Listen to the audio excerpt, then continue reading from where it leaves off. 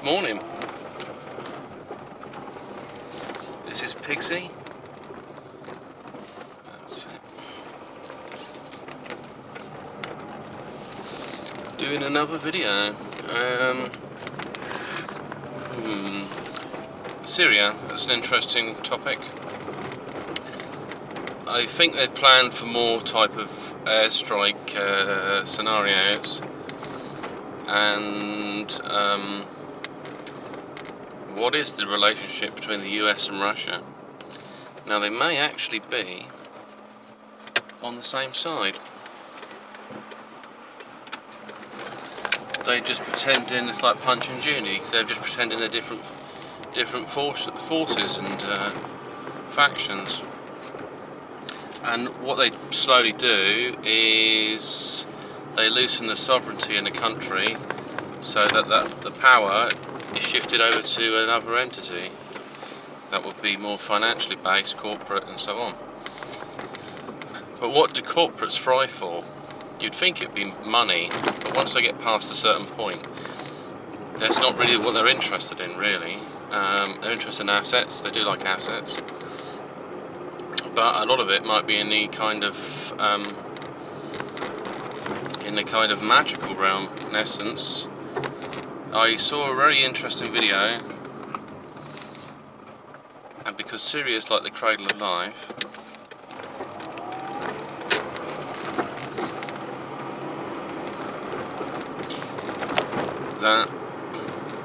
but basically there was a pentagram that could be drawn out from different cities, and they represented grand feminine places. So when they're active,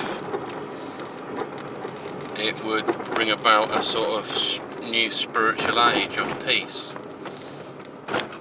because a lot of it's been shut down. I mean, it doesn't look like an oasis and things like that.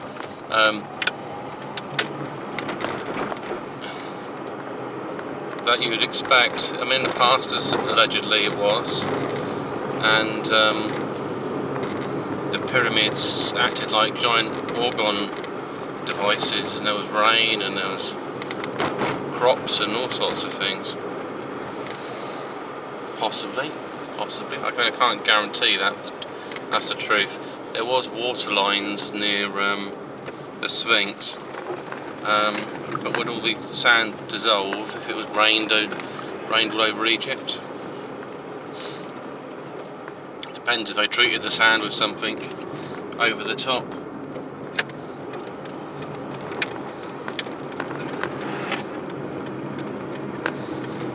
So, yeah, basically going back to the ley lines and energy points of the planet, Syria fits into one of these areas.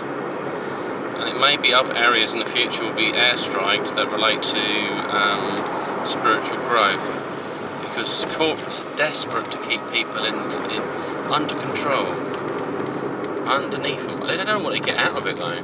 You know, it's not like they actually get some power. If somebody turns to a zombie in front of the telly and starts dreaming of whatever they fantasy they project into them, they don't gain any real power, because I don't think you can do it like that. You can't take anyone's energy. It's just transmuted. Where you can gain energy is if you can gain frequency. So you're starting to open up other dimensions. Then you can pull in more energy.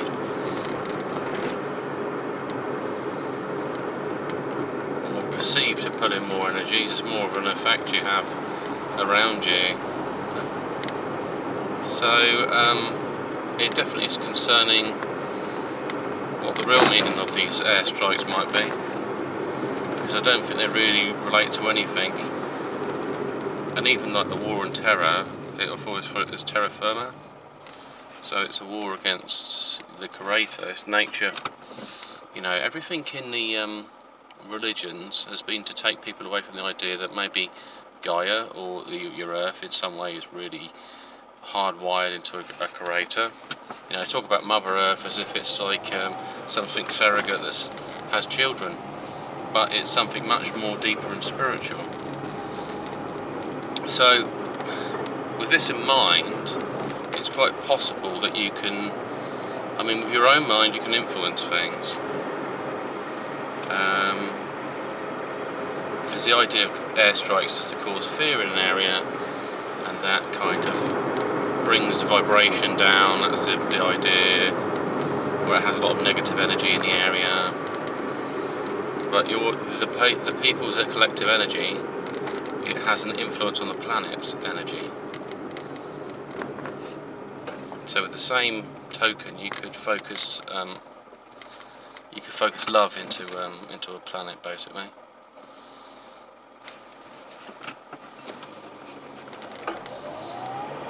Put some strong positive intentions into the planet. That's it. So yeah, that's the way to wake things up. Focus a lot of love into Syria.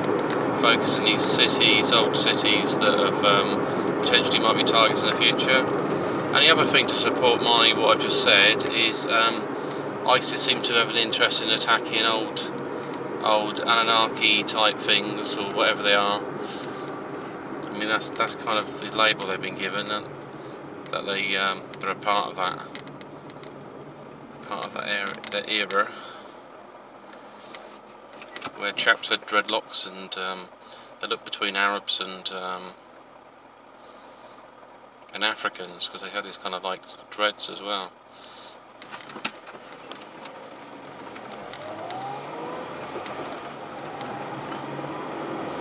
But these old sculptures had to be destroyed to hide the truth. They took the information, stored it. They may have taken some of them away. There will be they go up in value, because it's this kind of twisted mindset. So someone takes a chunk of it, blows the rest up, and he thinks, well, it's increased by value by 1000%, because I just destroyed 1000% of the actual area. And that's the mindset. There might be some other secret assets in Syria. There may be even stargates, etc., or other ways to activate higher energy. But it's going to be quite difficult while it's getting bombed and there's lunatics around there. And I mean, is Assad a part of the group? Is he, like he's pretending it's? He seems very chilled out for a bloke who got his country airstrike. No chemical weapons, because it isn't the chemical weapons that are being targeted. It's just to keep him in power, keep the place from spiritually developing in any way.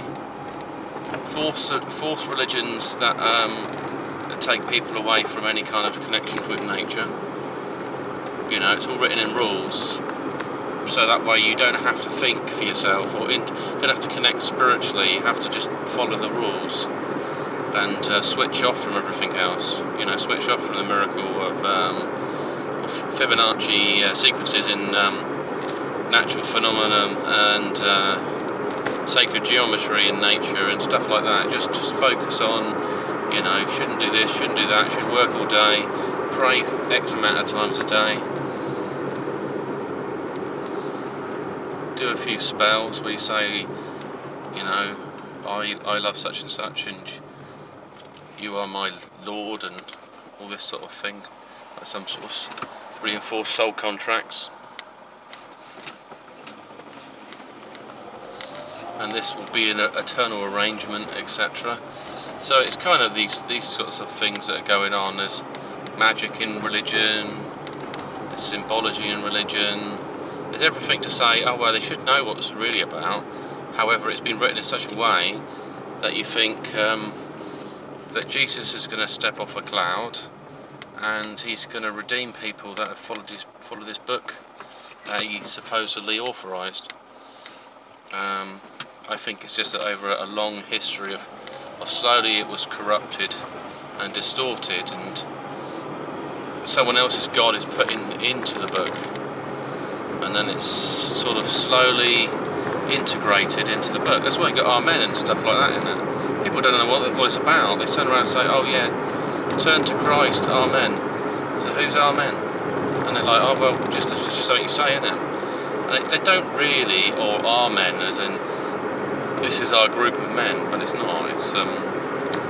It's an Egyptian thing, isn't it? Amen, Amen Ra, Karmun Amen, and all these sorts of things. With just the wording, it doesn't quite add up. And even why, why do the Jews they can't say Yahweh? Because it might. If they keep on saying it, they basically circumnavigate and the religion completely. It's like just trying to summon up an angel or summon up something. So they end up focusing on directly into the source. And if they do that, bloody hell, they're not reading the book, are they? And that could cause all sorts of problems, like independence, or somebody might realise there's something not quite right in some religious teachings, or maybe Hebrew isn't exactly the religion of God, or the language of God is something else, or it's sort of whole host of things. But then they had a 3D image of the language of God, right? And he said he had this shape that you could manipulate, and it would spell out all the letters in Hebrew, which is great, it's great. But he also said it looks like a seed, like a germinated seed. So what does that say? It comes back to my argument about Gaia.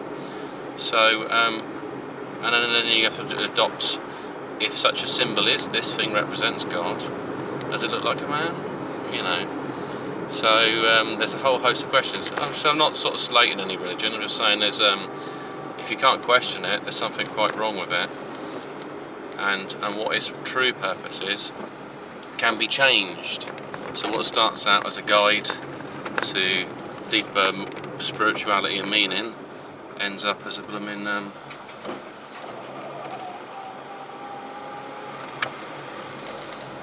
ends up as a control structure. So it's all very complicated.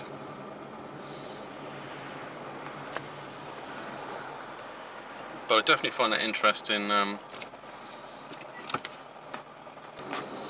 So yeah, I think definitely the energy system of the planet is something to look at, and also if you can help out by just focusing some energy, or trying to reach in there and touch the planet, try to communicate with it like it was.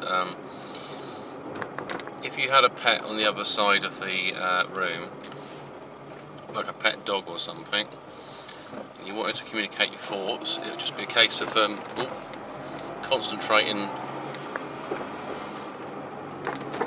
your intention to the target, which would be the dog in this example. But with the planet, you're focusing into something, an entity. You might see an entity related to the planet that will be connected to Gaia. So, I mean, I've seen something that looks like a kind of woman that's part plant, shapeshifter as well. That's what I've seen. So that's my kind of avatar of Gaia. And then just focus in love and communicating your thoughts, what's going on up here and so on.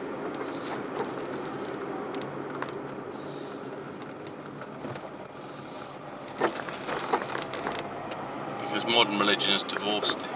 I tell you what's tried to divorce the heavens, so you don't have anything to do with planets, and put away from different forms of astrology. Even the metaphor for the sun of God and all this sort of stuff, of being the eye of God and so on, seem to try to put away from that and say no, literally it is a son of God, and God was a man called Jesus, and he was living in the flesh.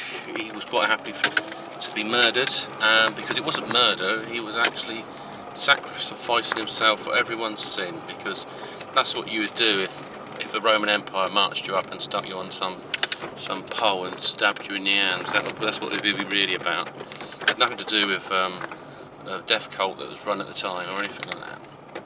So yeah. So anyway, that's my thoughts on Syria. What is there that they would want, and that'd be some spiritual power, consent, and other things. They're not after money, because they create that. They just steal the resources that they can label with money as a value. So yeah. Anyway, this is Peter sign off. Have a good one.